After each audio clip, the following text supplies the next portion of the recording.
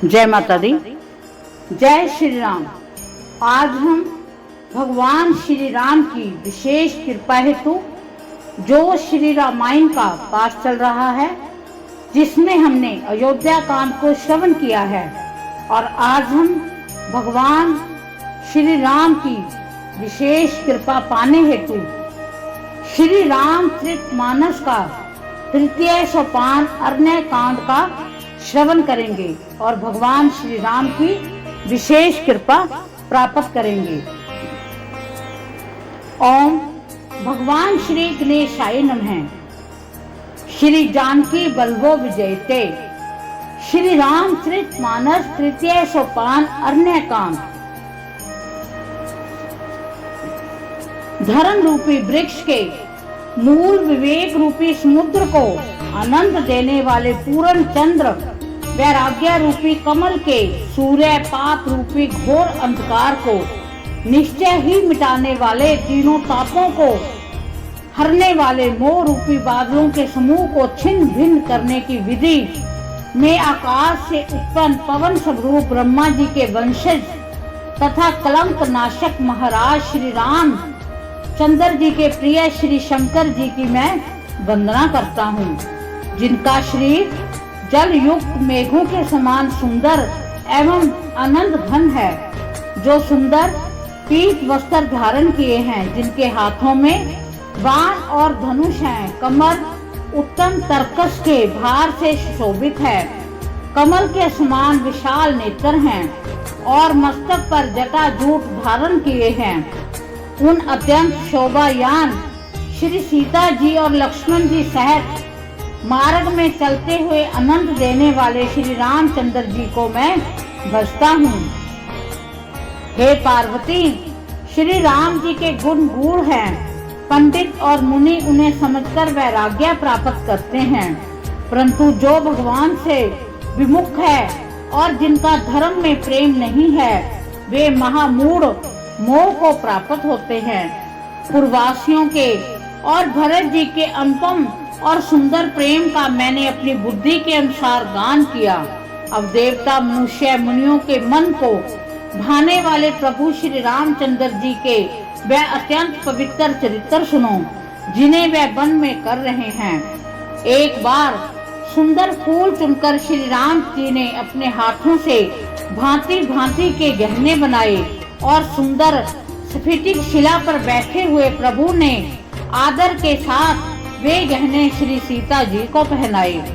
देवराज इंद्र का मूर्ख पुत्र जंत कोय का रूप धरकर श्री रघुनाथ जी का बल देखना चाहता है, जैसे महान मंद बुद्धि चींटी समुद्र का था पाना चाहती हो। वह मूढ़ मंद बुद्धि कारण से भगवान के बल की परीक्षा करने के लिए बना हुआ कोआ सीता जी के चरणों में चोंच मारकर भागा। जब रक्त बह चला, तब श्री रघुनाथ जी ने जाना और धनुष पर सींग का बाण संधान किया। श्री रघुनाथ जी जो अत्यंत ही कृपालु हैं और जिनका जीनों पर सदा प्रेम रहता है, उनमें उनसे भी उस अवगुण के घर मूर्ख जंत ने आकर छल किया।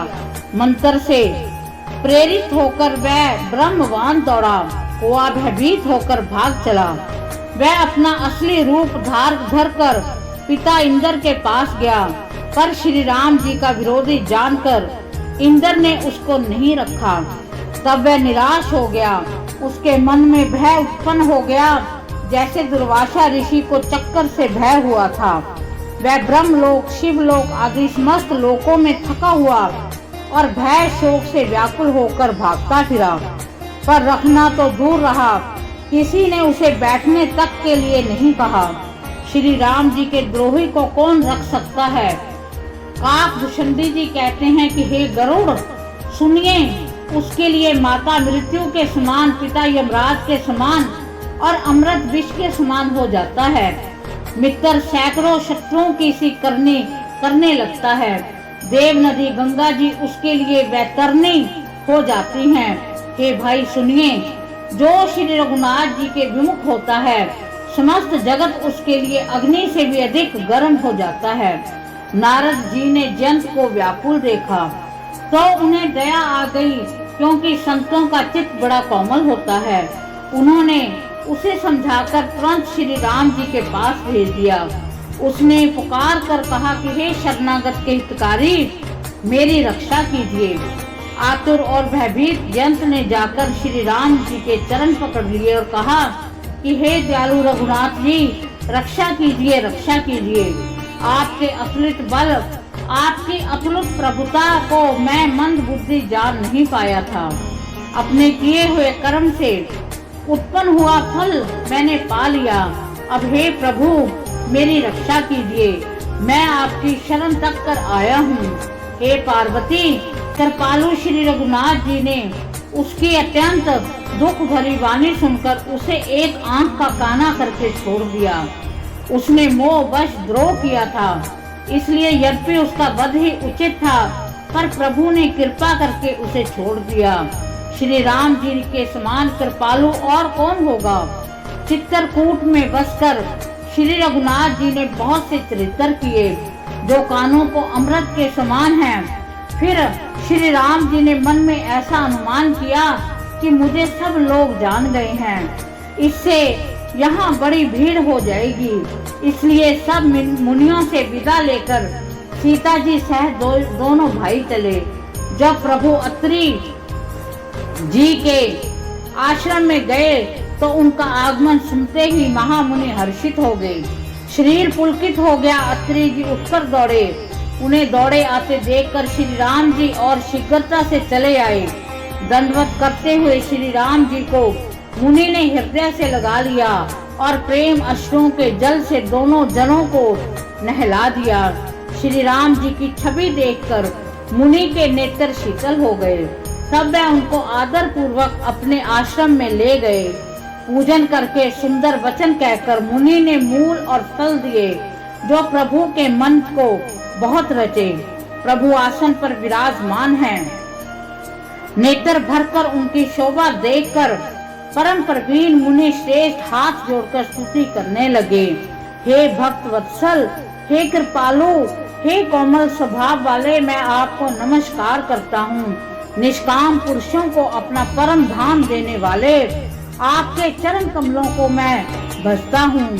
आप नितांत सुंदर श्याम संसार रूपी समुन्दर को मथने के लिए मंद्राचल रूप फूले हुए कमल के समान नेत्र वाले और मद आदि दोषों से छुड़ाने वाले हैं।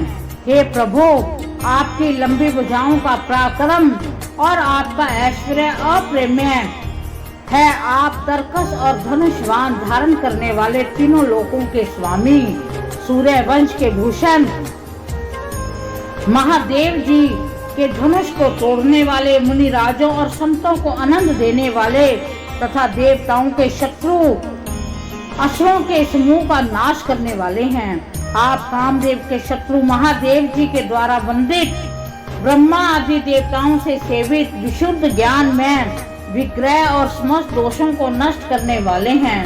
हे लक्ष्मीपते, हे सुखों की खान और सत्पुरुषों की एकमात्र गति, मैं आपको नमस्कार करता हूँ। हे शचीपति इंद्र के प्रिय छोटे भाई, स्वरूपा शक्ति श्री सीता जी और छोटे भाई लक्ष्मण जी सहित आपको मैं भजता हूँ। जो मनुष्य मत्सर रहित होकर आपके चरण कमलों का सेवन करते हैं, वे तर्क वितर्क रूपी तरंगों से पूर्ण संसार रूपी समुद्र में नहीं गिरते। जो एकांतवासी पुरुष मुक्ति के लिए इंद्रियां आदि का निग्रह करके प्रसन्नता पूर्वक आपको भजते हैं, वह सबके गति को प्राप्त होते हैं। उनको जो एक अद्भुत प्रभु, इच्छा रहित ईश्वर, व्यापक जगत गुरु, सनातन तुर्य और केवल हैं, तो जो भाव प्रिय योगियों के लिए अत्यंत दुर्लभ और भक्तों के लिए कल्प वृक्ष सम और सदा सुख पूर्वक सेवन करने योग्य है, मैं निरंतर भजता हूँ। हे अनुपम सुंदर, हे पृथ्वीपति, हे जानकी नाथ, मैं आपको प्रणाम करता हूँ। मुझ पर प्रसन्न होइए। मैं आपको नमस्कार करता हूँ। मुझे अपने चरण कमलों की भक्ति दीजिए। जो मनुष्य इस स्तुति को आनंद पूर्वक पढ़ते हैं वे आपकी भक्ति से युक्त होकर आपके परम पद को प्राप्त होते हैं, इसमें संदेह नहीं है। विनती करी मुनि नाय सिरु, कहकर जोर बहोरी, चरण सरोरु नाथ जनी, कबहू सजय मति मोरी। इस प्रकार हमने भगवान श्री राम जी की विशेष महिमा का पाठ, जो श्री रामायण के अरण्य कांड का आज हमने पहले भाग का श्रवण किया। तो भगवान श्री राम हम पर विशेष कृपा बनाए रखें। जिस स्तुति को हमने श्रवण किया उसमें तुलसीदास जी लिखते हैं कि जो इसका श्रवण करता है उसको अनंत फल मिलता है। तो हम भगवान श्री राम जी से ये प्रार्थना करते हैं कि हे रघुनाथ, हे रघुनंदन, हे दशरथ नंदन, आप हम पर अपनी विशेष कृपा प्रदान करें। हमारे सभी अवगुणों को आप हर लीजिए, हमें अपनी विशेष कृपा दें, हम पर अपना विशेष आशीर्वाद दें।